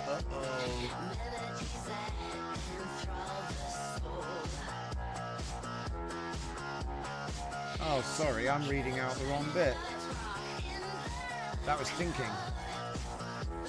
So what went wrong then? Do you know what? I think it's actually working. It just looks weird. Introduce human resistance. Deepen the collector strategy. Internal Demogorgon conflict. Foreshadow the 100-year cycle. Okay. Yeah, to be honest, I think I just opened up the wrong thing. Oh wait, so there was an error. I wonder what the error was. Here's a plan for the next chapter. Okay. Let's see how he does. So it's a financial lampoon, in case you've just tuned in.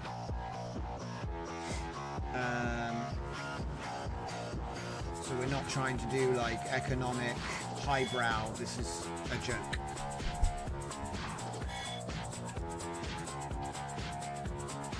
Yeah. Interdimensional arrays should probably give it away. Okay, how did we do?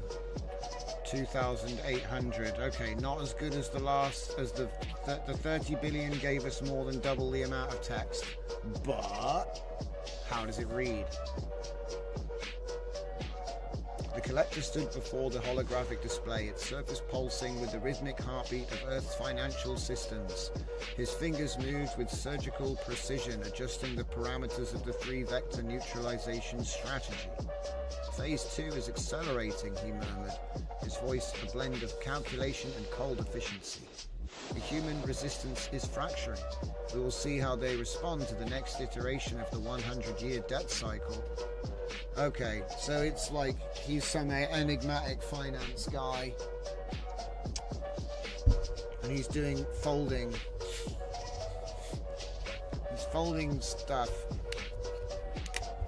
Okay, a figure emerged. Yeah, that's how they do it. You can't hide. Okay, so who's this person?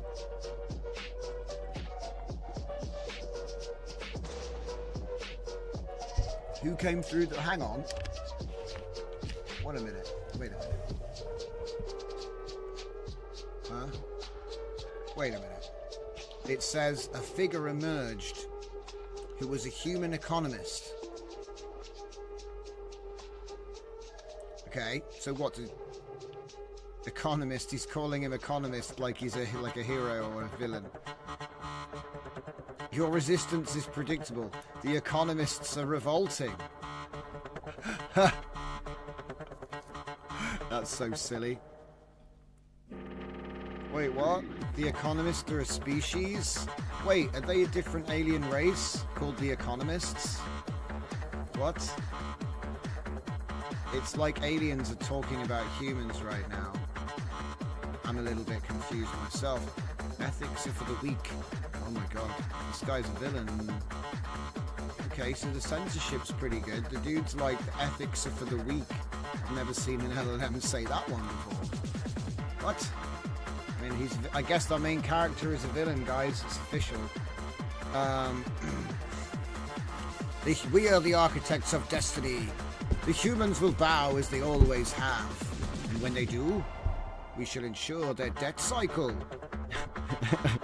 is not merely a financial burden, but a testament to our superiority. This is kind of funny. It's like magnanimous about debt. It's funny. Humans will never see the end coming. Yeah.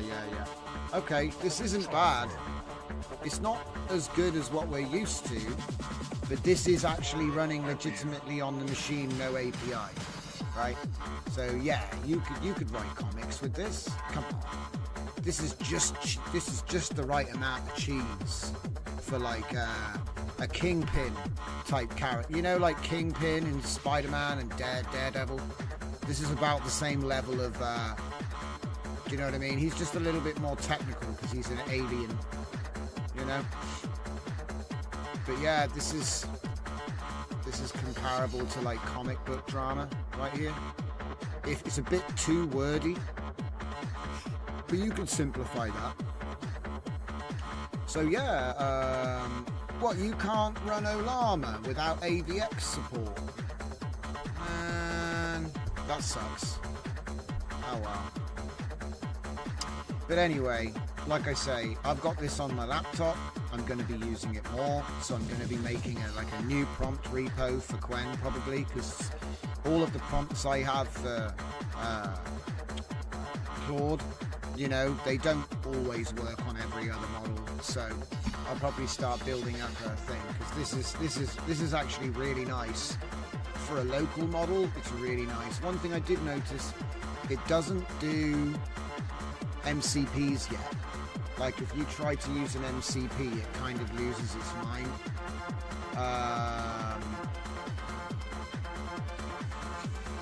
Let's see, I'll turn Uno off because that didn't work at all. I wonder if it can use TINS. That's one thing I do want to find out. So, what we'll do is we will grab a README and we'll make a new thing. Because like I said, I could continue this. This is a completely different one. Right, let's open This is a completely different one. Let's open this up and say Qwen3. Qwen3s.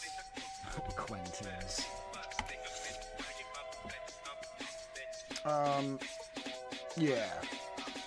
So obviously I'm going to need a README. So let's just grab one quickly. I'm just going to grab a random one.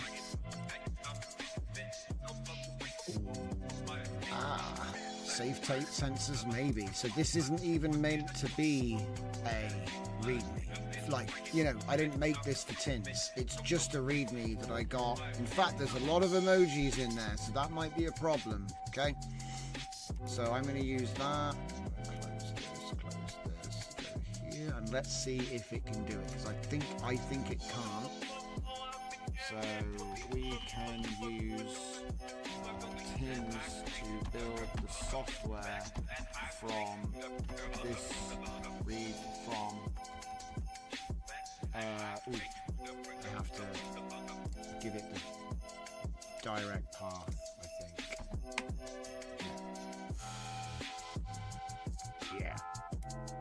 Let's give it a blast. So we can use TINS. That's I misspelled build. Hopefully. First I need to recall what TINS can do. Okay. Can create code from a README following zero source. But wait, the user mentioned building the software. So maybe they want to generate code structure based on the README. Generate from README requires parameters like README path, output directory, output part type.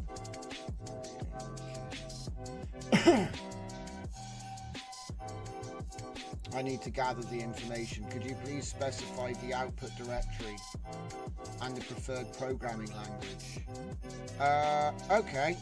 I'll say output path. Whoops. Let's just help him out. Just give him, like I said, all it takes is a nudge. So output path, this. Okay. Output format. Look, it says, do you want files or? Oh yeah, that's my thing. Files, and then language, Python. Okay.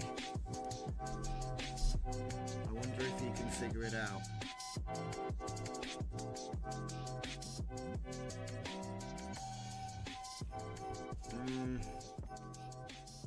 Yeah, we're in plan mode, I know. So now he's like, can you put into app please? And he's going to do generate from README. See, there's one thing he's missed. The fix README isn't there. Because if the README should be validated first. So how has he skipped validation is what I want to know. Because there's a validate README step which will actually recreate your README, but maybe he's not smart enough to do that. Alright, let's just see what happens. What? Oh, error, invalid format, missing description, functionality, technical implementation. Okay. So, do you want me to create a new thing, which is what it should do? Can't you use validate? Use the TINS validate tool.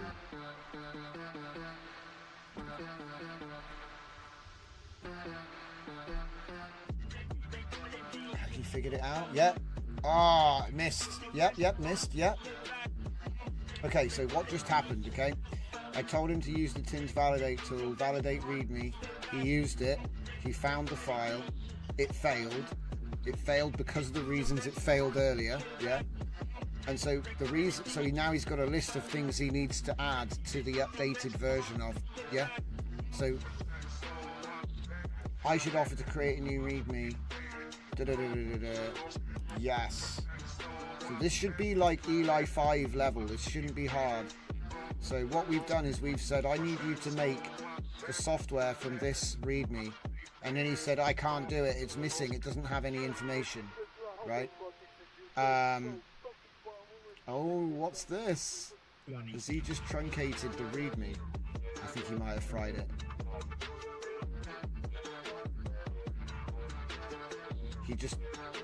Didn't he just fry the README?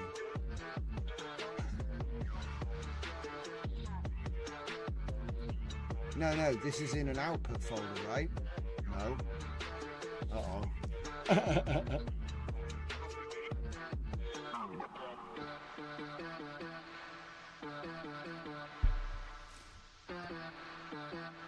Oh dear. Yeah, that don't work. Oh wait, hang on. Hang on a minute. Yeah. It put it there. Wait. We need to go and look. We need to go and look because it might have done something strange.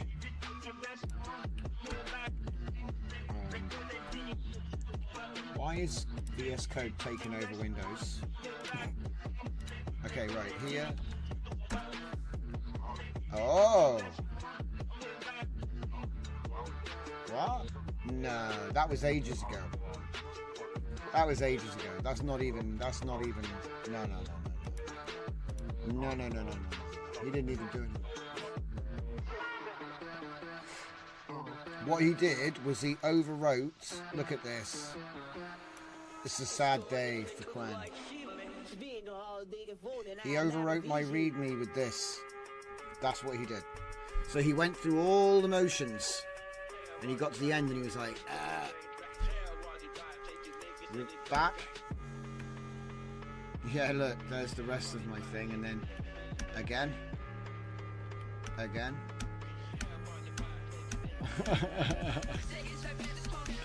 That's really funny. So he actually just broke the file I gave him. So that's not a good sign. But then, like I said, I don't think it's really using the MCP server. It seems to use it, and then it goes, there was actually like a problem. You know, and then he's not smart enough to actually write it. So it's not, we're not there yet. We're not there. Now look, it may be that this README is just a bad README, but that's okay. I don't want to give him an easy ride. Okay. Alright, what else is on my list? Yeah, we've been doing the collector story. We've done the collector story a bunch of times. Okay, so what else is left? Oh yeah, the segmenter.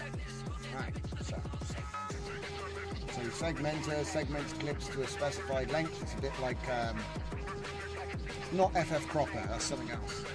But basically what it does is it segments a long video into clips of a specified length, and then it automatically rescales all those segments into 640 by 480.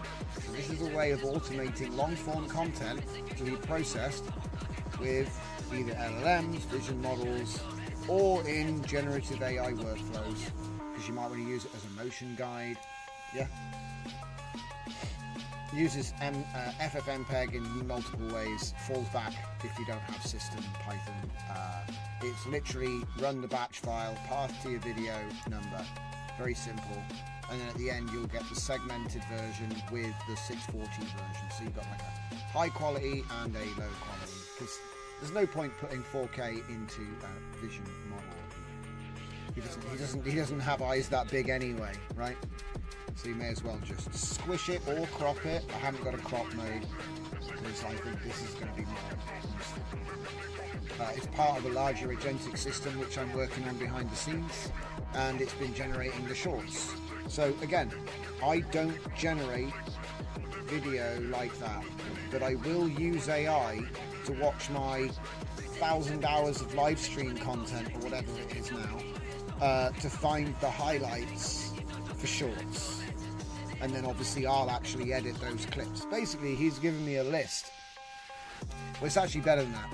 But anyway, yeah, let's make this one public. I do need to test it though. Let's give it a quick test. What's this? Another one. another one. Yeah, let's get rid of this. I had like a whole bunch of them to try all different models, but there was one model I want to try out, which is that 30 billion local version with the, because that one was really good, but you do need 19 gigabytes. So I thought it was more important to try out the Q8 that will run on 2.2 gigabytes tonight. So I think it's really quite usable, guys. Qwen3, I think it was 1.7 billion in Q8. It's actually surprisingly good. And like I said, yeah, sure, it's not the mixture of experts version, but I wouldn't be surprised if somebody tries to squeeze that down a bit. It might come down, I don't know, we'll see. It's like Q4, and it's 19 gigabytes, so segmenter.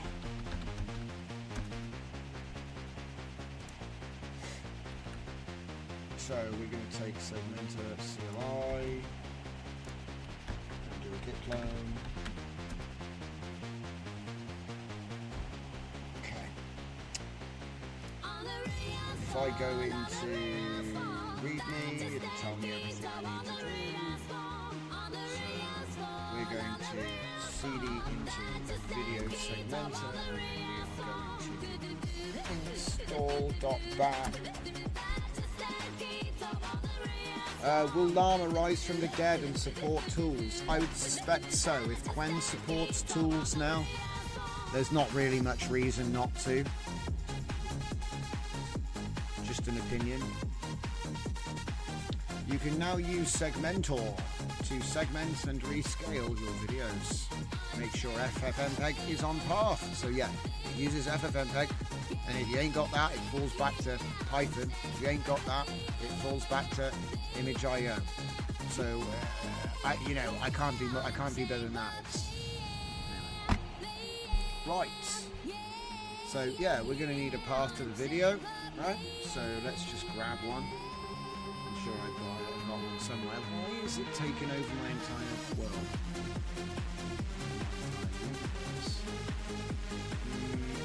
Right, let's just go to... Oh yeah, of course, we just emptied all of this, didn't we? Okay, well what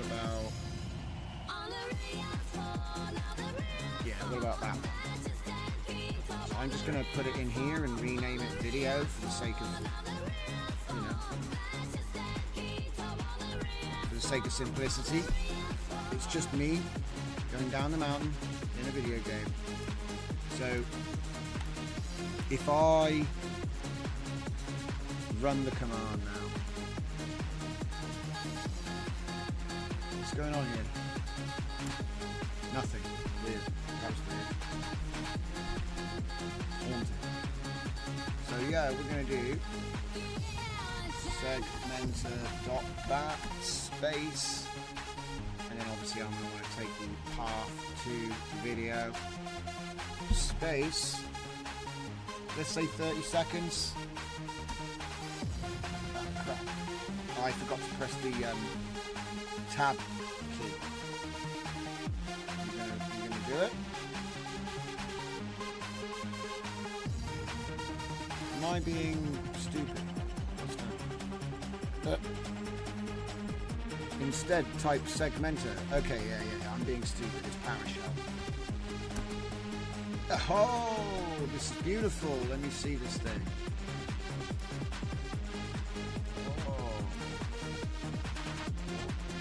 Oh, nice. I like it. Lots of stats. It's going to make me 4 segments. It's done it. And then it writes me a report. Right, I want a longer video. Hang on.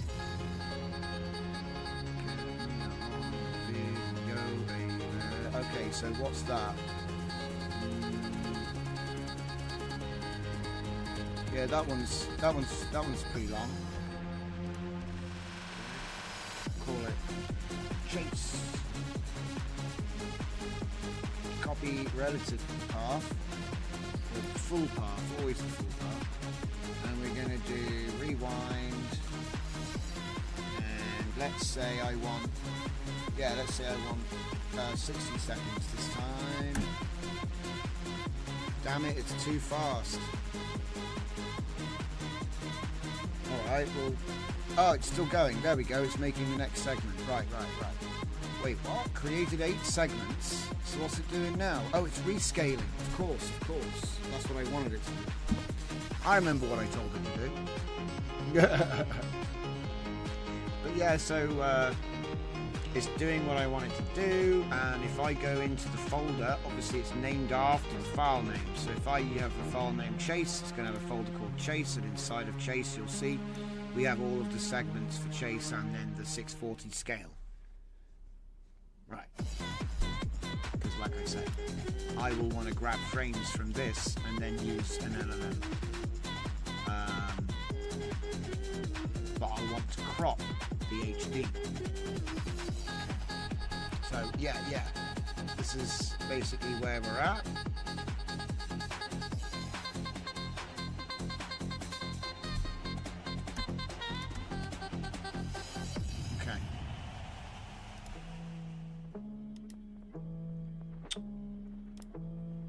Yeah, it works.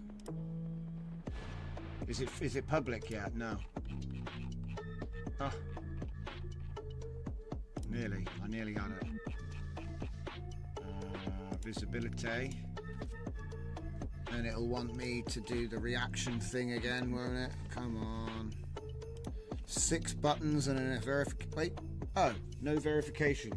So you only need the verifier thingy to make it private, not to make it public. Okay, cool. It's out. Bada boom, bada bing. But yeah, as I was saying earlier on, we got really good result on the train from the Sharona model. The character model looks excellent. Can we get rid of this? Here we go. So let's just scroll down a bit. You guys didn't see. There's plenty more where she came from. And like I said, the clothes are a little bit all over the place, but what I've done is I've just curated the ones that looked most similar. Like not that one. Okay. And most of them actually look really good. Like her clothes are a little bit too modern sometimes. You know, as in they don't look like furs, they look like a hoodie and shorts and leg warmers. Do you know what I mean? It looks like a fashion accessory. But you know, it's fine. Some of them look quite realistic, others not so much. But like I said, the whole concept for this character is trying to keep it simple. So it's like whenever I have a chance, like, oh, I've got to go and in-paint all this stuff. It's like I wanted to make the character's hair white, but the model keeps on making her hair black. And I keep remembering that the concept for this was to use the images to lead the story. So it's sort of like if the image is she's got black hair and I'm there writing about a white hair, well, that kind of goes against the concept for the project. Even though you can just in-paint her hair white. And it doesn't look that bad. If you were going to do that for every single image, it's like you're just creating more work for yourself. Maybe just like create a new set of concept art with, you know, because I must admit, these are done with the prompts that it was trained on. I don't recall if I specified her hair color. It may have described her hair color. It may have not. Generally in the first train, it's just sort of like, oh, does this even work? And yeah, it does work. If you're wondering about why we've got these really weird artistic backgrounds, it's because I was using solid photo booth type environments. And I started injecting depth into it. And some of the control nets do stuff like that. Like that's a depth that was injected. Right? So was that. But it's still doing this messy apocalypse. There's far too many people in these pictures. Yeah, so you can even see this is a photo booth, right? And it's just sort of image to image converted it.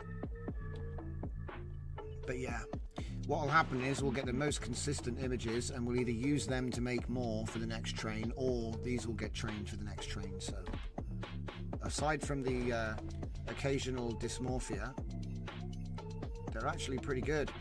And to be honest, I was surprised, like, it actually got good at doing feet for some reason. I don't know why. There's only 1 foot in the whole model. But look, she starts having open toe shoes all the time. Yeah, see, that one's great. See, every now and then it kind of, not perfect, never perfect, but every now and then it just sort of does better than usual. And like I said, there's 500 of these, so I'm not going to go on. But yeah, it's a constant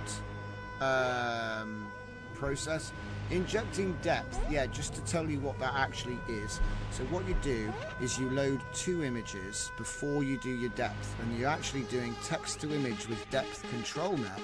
And then you take a landscape scene or a corridor scene that's empty, and then you use RemBG on your input image, so you just have the subject, and then you put that image together with blending, right, using the mask from RemBG, and then you put the combined image into the depth.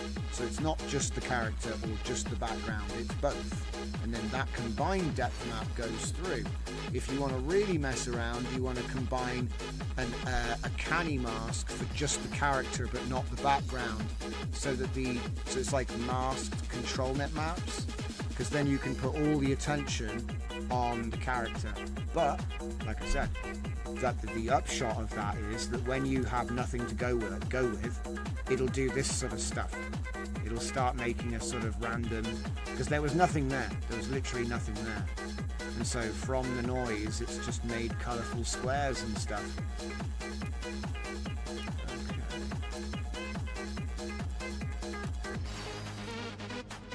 Let's see. Here she is. Here she is. Well, now we've got the SVG set up, I don't really need to do that, do I? Because I can just drag the SVGs in. So what's this? What the? What? Oh wow. Hold up. Oh, that's the black and white one, isn't it? Oh no. Yeah, I picked a black and white one. So this one's 12. Oh! Hey, it's the same image. What are the chances, guys? What are the chances? The only other picture that's the same is that one at the bottom. And I generated that 3 hours ago. And I have no idea. So that's random. Just randomly picked the same one. But yeah, like I said, the beauty of the SVG.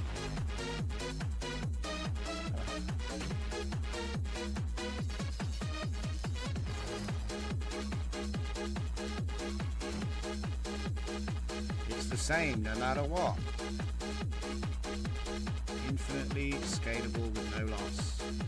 And obviously, I haven't done the thing on there yet.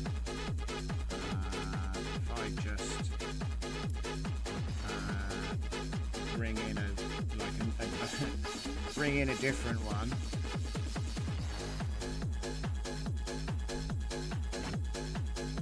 Okay, big feet.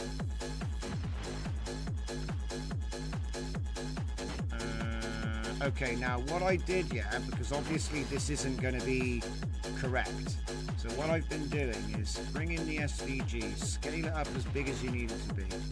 Oh boy, here we go. Come on. Come on, Photoshop, stop being annoying. Scale it up. And remember, it's an SVG, so just go nuts, right? Scale it up as much as... Whoa!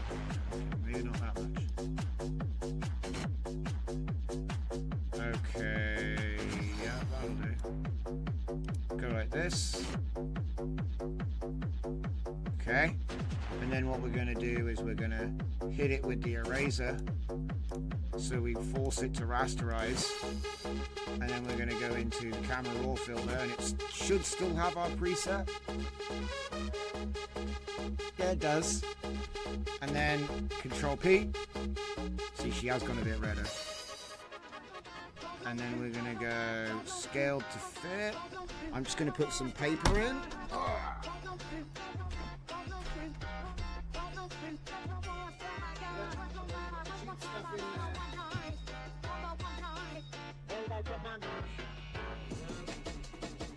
Right. And send it. Oh, baby. There will be some clipping, but I skipped that.